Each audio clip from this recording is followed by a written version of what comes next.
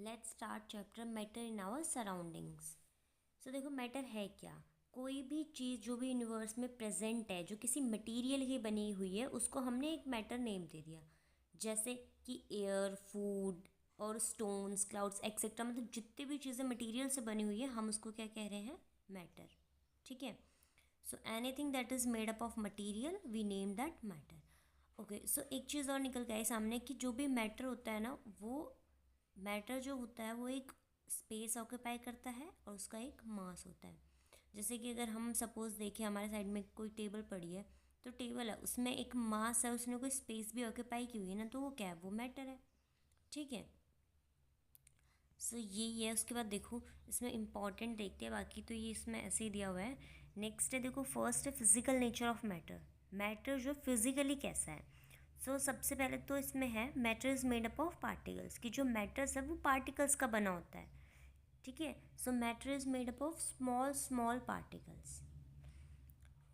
Next है how small are this particles of matter, कि कितने स्मॉल हो सकते हैं। Particles of matter are very very very smalls. Next topic है characteristics of particles of matter. Okay, so इसमें क्या है कि particles of matter have space between them, कि जो पार्टिकल्स होते हैं मैटर के, क्या उनमें स्पेस होती है, ये पूछा है। अब आप ये बताओ, हम कभी भी चाय बनाते हैं, तो जो चाय या कॉफ़ी कुछ भी, या नींबू पानी, ठीक है, इसमें जो भी पार्टिकल्स प्रेजेंट होते हैं मैटर में, वो आपस में घुल जाते हैं ना, वो कहीं ना कहीं जो भी छोटी मोटी स्पेस होती है उसमें ऑक्यूपाई कर लेते हैं, हमें तो नहीं दिखता। इससे हमें पता चलता है कि उनके पास इनफ स्पेस होती है प्रेजेंट होने के लिए पार्टिकल्स ऑफ मैटर को। ठीक है। देखो नेक्स्ट क्या दिया हुआ है इसमें। नेक्स्ट ये एक्टिविटीज़ दी हुई हैं कि जिससे हमें पता चल रहा है particles of matter are continuously moving, कि जो पार्टिकल्स हैं मैटर के वो जो है वो कंटिन्यूसली मूव होते हैं। अब देखो ये कैसे, इसका समझना ध्यान से। हमें पता है कोई भी पार्टिकल है वो मूव कैसे होगा, जब उसकी कोई काइनेटिक एनर्जी होगी तभी पार्टिकल मूव होता है। देखो क्या दिया है कि they possess what we call that is kinetic energy. अब देखो काइनेटिक एनर्जी क्या है, जैसे जैसे टेम्परेचर हम बढ़ाएंगे वैसे वैसे वो जो पार्टिकल्स है वो फास्ट मूव करेंगे, क्योंकि टेम्परेचर इंक्रीज करने से काइनेटिक एनर्जी जो है वो भी इंक्रीज होती है। हमने टेम्परेचर बढ़ाया तो क्या है, काइनेटिक एनर्जी भी इंक्रीज हुई, काइनेटिक एनर्जी इंक्रीज हुई तो पार्टिकल मूव करेंगे। ओके, मेनली यही है। Particles can continuously move, this is due to kinetic energy. Okay, इसमें इंपॉर्टेंट यही है। नेक्स्ट दिया हुआ है particles of matter attract each other. जो पार्टिकल्स हैं मैटर के वो एक दूसरे को अट्रैक्ट करते हैं, जिसमें ये एक एक्टिविटी वगैरह दी हुई है, जिस जिस इन एक्टिविटी से हमें पता चल रहा है कि हाँ जो पार्टिकल्स हैं, उन जो पार्टिकल्स हैं मैटर के, उनके बीच में क्या होता है, एक फोर्स, और जो फोर्स उनको क्या करता है, बाउंड करने में एक साथ हेल्प करता है, जिनकी वजह से वो जो है वो टुगेदर बाउंड रहता है मैटर। तो अब यहाँ से इंपॉर्टेंट टॉपिक स्टार्ट हुआ है, that is states of matter. ठीक है, तो मैटर की कितनी स्टेट होती है? मैटर की 3 स्टेट होती है, सॉलिड, लिक्विड एंड गैसियस। सबसे पहले हम पढ़ेंगे सॉलिड स्टेट के बारे में। सॉलिड स्टेट क्या होती है? जो सॉलिड स्टेट होती है उसकी एक डेफिनाइट शेप होती है, distinct boundaries and fixed volume. ठीक है, उसके अंदर कोई भी हम अगर कोई भी, जैसे पेंसिल भी, इसकी बताओ ये क्या है, ये एक सॉलिड है, इसकी क्या है, एक शेप है डेफिनाइट, एक फिक्स्ड वॉल्यूम है। जब तक हम इसको तोड़ेंगे मोड़ेंगे नहीं, तब तक इसकी जो शेप है वो चेंज नहीं होगी। ठीक है, solids have fixed shape and fixed volume. ठीक है, एंड इनमें कंप्रेसिबिलिटी नहीं होती। अभी बताओ क्या मैं इस पेंसिल को ऐसे कंप्रेस कर सकती हूँ? देखो कितना ही दबा लो, कोई कंप्रेस ही नहीं होगी, तो कंप्रेसिबिलिटी होती नहीं है सॉलिड्स में। सॉलिड्स में break under force but it is difficult to change their shape, so they are rigid. क्या है कि सॉलिड्स को हम फोर्स से तोड़ सकते हैं, बट उनकी शेप चेंज करना पॉसिबल वैसे नहीं है, बिकॉज दे आर रिजिड। अब जैसे ये पेंसिल है, ठीक है, इसकी जो शेप है वो आप ऐसे तो कितना कंप्रेस कर लो कुछ नहीं होगा, लेकिन अगर उसको आप हथौड़ा मारोगे, ठीक है। देखो इसमें दिया है what about a rubber band, can it change shape on stretching, is it a solid. पूछा है कि रबर बैंड सॉलिड है क्या, वो अपनी शेप चेंज कर लेता है। अब देखो अगर हम रबर बैंड को एक खींचेंगे, rubber band change shape under force and regains the same shape when it the force is removed, if excessive force is applied it breaks. है ना, सिंपल सी बात कही है। अब देखो ये पूछ रहे हैं, आप बताओ, आप लोग बताओ कि रबर बैंड है क्या सॉलिड। देखो जब रबर बैंड अपनी नॉर्मल पोजीशन में है तब तक कुछ नहीं, लेकिन जब हम उसको खींच रहे हैं तो हम उस पर फोर्स लगा रहे हैं ना, तो कोई फोर्स लगेगा तब किसी वजह से हो रहा है ना वो, तो हमने ये तो कहा ही है, देखो सॉलिड में ब्रेक अंडर फोर्स, है ना, but it is difficult to change. तो जब कोई फोर्स लगा रहा है उस वजह से उसकी वो शेप चेंज हो रही है। So rubber band is a solid. Under force only its shape change. What about sugar and salt when kept in different jar? This take the shape of jar. Are they solid? अभी कह रहे हैं कि अगर हम चीनी और चाय पत्ती मान लो स्टार के डब्बे में डाल दी तो स्टार जैसी शेप हो जाती है, वैसे में तो क्या शेप चेंज कर रहे हैं। देखो जो उसके क्रिस्टल्स होते हैं ना शुगर और सॉल्ट के, वो तो अपने जैसे इनकी शेप है वैसे फिक्स हैं, है ना। अगर हम उनको अपने हाथ में लाएंगे तब भी उनकी शेप और वो है वो वही रहेगी। तो उन्होंने शेप चेंज नहीं किया है, वो जिस जार में उन्होंने उस जार की एक शेप है। What about a sponge? It is a solid yet we are able to compress it why. Okay, अभी पूछे कि स्पॉन्ज तो है सॉलिड, फिर उसको हम कंप्रेस क्यों कर सकते हैं? एक्चुअली उसको कंप्रेस हम इसलिए कर सकते हैं क्योंकि जो स्पॉन्ज है ना उसमें क्या होते हैं, छोटे छोटे होल्स, और जिन होल्स में क्या है, एयर भरी हुई है। तो जब हम उसको प्रेस करते हैं तो वो एयर बाहर आ जाती है, ठीक है। इसीलिए नेक्स्ट है लिक्विड स्टेट। देखो लिक्विड स्टेट, लिक्विड की कोई भी फिक्स शेप या वॉल्यूम नहीं होता। अब देखो मैं पानी दूँ आपको, अगर मैं पानी एक कटोरी में डाल रही हूँ तो कटोरी में जो पानी की शेप है वो कटोरी जैसी हुई। अब पानी एक गिलास में डाला तो ग्लास में पानी की शेप जो ग्लास जैसी होगी। जैसे कोल्ड ड्रिंक्स वगैरह, हम कोल्ड ड्रिंक्स पीते हैं तो कोल्ड ड्रिंक बॉटल में है तो कोल्ड ड्रिंक की अलग शेप है, और उसी कोल्ड ड्रिंक जो हमने ग्लास में डाला तो शेप अलग हो गई। सो लिक्विड की जो है कोई भी फिक्स्ड शेप नहीं होती, बट वॉल्यूम तो फिक्स है ना। वो तो अगर एक गिलास कोल्ड ड्रिंक हमारी ग्लास में और वही एक गिलास कोल्ड ड्रिंक हमारी बॉटल में है तो उसकी वॉल्यूम उतनी है, बट उसकी शेप तो चेंज होती है।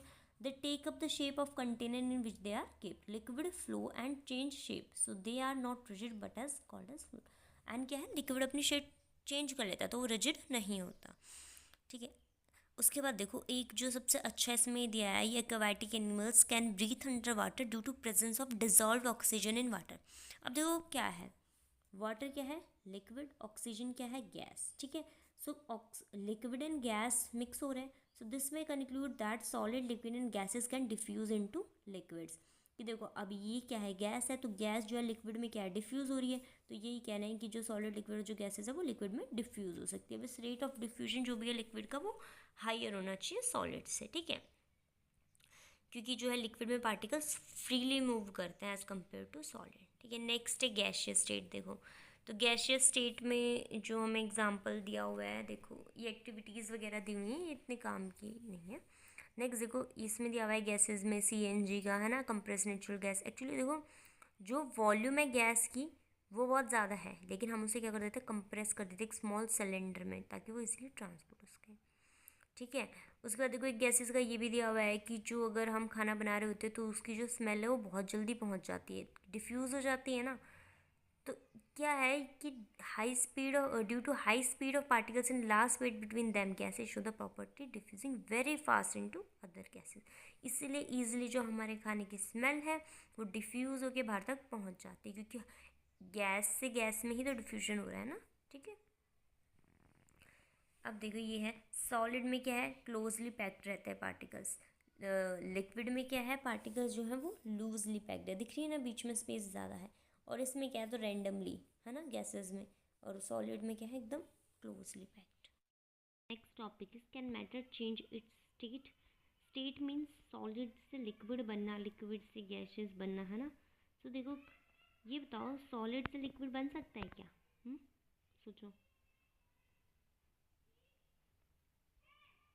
देखो बन सकता है। हम आइस जमाते हैं फ्रिज में तो आइस क्या है, आइस क्यूब्स सॉलिड है। और वही आइस क्यूब्स जब मेल्ट हो जाते हैं क्या, लिक्विड बन जाते हैं। और पहले तो हमने क्या, एक पानी को रखा है ना कंटेनर में, लिक्विड को रखा है, लिक्विड से सॉलिड बना है और सॉलिड से लिक्विड भी बन रहा है, तो क्या स्टेट तो चेंज हो रही है मैटर की, यस, है ना। सो देखो जैसे दिया हुआ भी हुआ है, solid as ice, liquid as water, gases, ठीक है।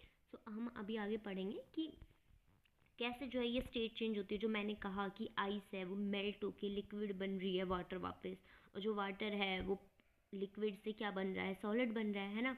तो ये कैसे होते हैं जानते हैं, देखो on increasing the temperature of, okay, तो ये मैं बता दी। देखो क्या होता है कि जैसे हम टेम्परेचर बढ़ाते हैं, ठीक है, तो हमने पढ़ा कि टेम्परेचर बढ़ने से काइनेटिक एनर्जी बढ़ती है। काइनेटिक एनर्जी जैसे ही बढ़ेगी, काइनेटिक एनर्जी के इंक्रीज होने से जो पार्टिकल्स है वो वाइब्रेट होना स्टार्ट करेंगे। काइनेटिक एनर्जी का काम है, काइनेटिक एनर्जी इंक्रीज होने से पार्टिकल वाइब्रेट करेंगे। अब वो जितना ज़्यादा वाइब्रेट करेंगे वो अपनी जो फिक्स्ड पोजीशन है उससे हटेंगे। तो जैसे जैसे वो ज़्यादा वाइब्रेट करेंगे वैसे वैसे वो अपनी फिक्स्ड पोजीशन से हटेंगे, और जैसे ही वो फिक्स्ड पोजीशन से हटेंगे उसके बाद वो क्या धीरे धीरे स्टार्ट कर देंगे फ्रीली मूव करना, जो कि किसकी, लिक्विड की प्रॉपर्टी है ना। तो वो सॉलिड से क्या है, लिक्विड में बन रहे ना। एक स्टेज ऐसी आ जाएगी जब सॉलिड जो है मेल्ट होकर क्या लिक्विड में कन्वर्ट हो गया है ना, क्योंकि क्या हुआ, टेम्परेचर इंक्रीज हुआ, काइनेटिक एनर्जी बढ़ी, काइनेटिक एनर्जी बढ़ी, वाइब्रेशन हुई, वाइब्रेशन हुई तो उन्होंने अपनी फिक्स पोजीशन से जगह चेंज कर ली, फिक्स पोजीशन से चेंज होकर वो फ्रीली मूव करने लगे। Freely move means kinetic liquid की प्रॉपर्टी है जिससे हमें पता चला। तो क्या है कि सॉलिड जो है वो लिक्विड बन चुका है, ठीक है। तो जो आइस है अपनी वो वाटर में वापस कन्वर्ट हो गई, ठीक है। अब देखो मेल्टिंग पॉइंट क्या होता है, जो कम से कम टेम्परेचर पे जब सॉलिड मेल्ट होकर लिक्विड बन जाए उसे हम उसका मेल्टिंग पॉइंट कहते हैं। हम निकालते हैं ना, बहुत प्रैक्टिकल्स करते हैं जिसमें हम मेल्टिंग पॉइंट्स निकालते हैं। सो वो मिनिमम टेम्परेचर जिस पे जो सॉलिड मेल्ट होकर लिक्विड बन रहा है उसे हम उसका मेल्टिंग पॉइंट कहते हैं। जनरली जो मेल्टिंग पॉइंट है वो आइस का वो क्या होता है 273.15 केल्विन, ओके। तो जो ये प्रोसेस होता है जिसमें सॉलिड से लिक्विड और सॉलिड स्टेट से लिक्विड स्टेट में कन्वर्ट होता है, इसको हम क्या बोलते हैं, फ्यूजन भी, ठीक है।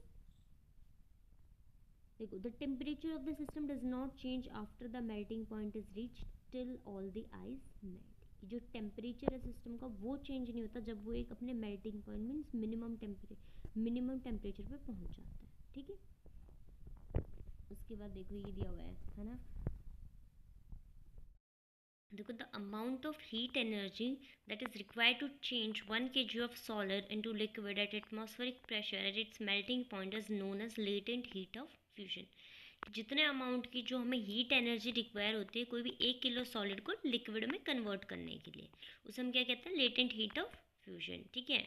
अब देखो हमें पता ही है कि अब ये चीज़ पता होती है जनरली वैसे कि हम 273 जो था हमारा वो मेल्टिंग पॉइंट है 273 केल्विन। बट अगर हम इसे 100 डिग्री सेल्सियस की बात करें तो हम इसमें क्या कर देंगे, 273 में 100 ऐड करेंगे, है ना।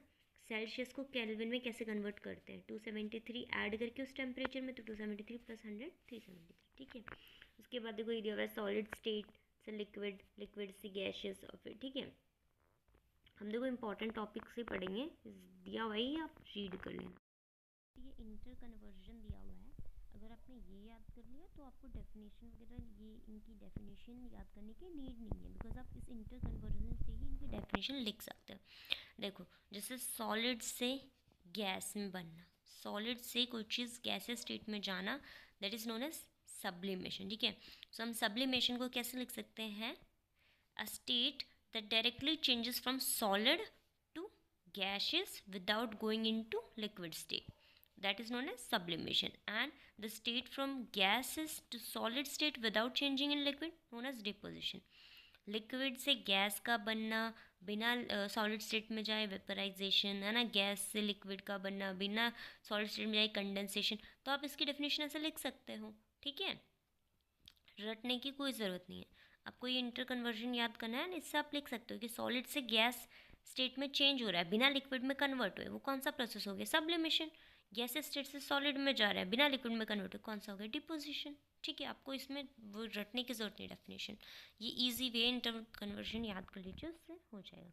अब देखो नेक्स्ट दिया हुआ है इवेपोरेशन, है ना।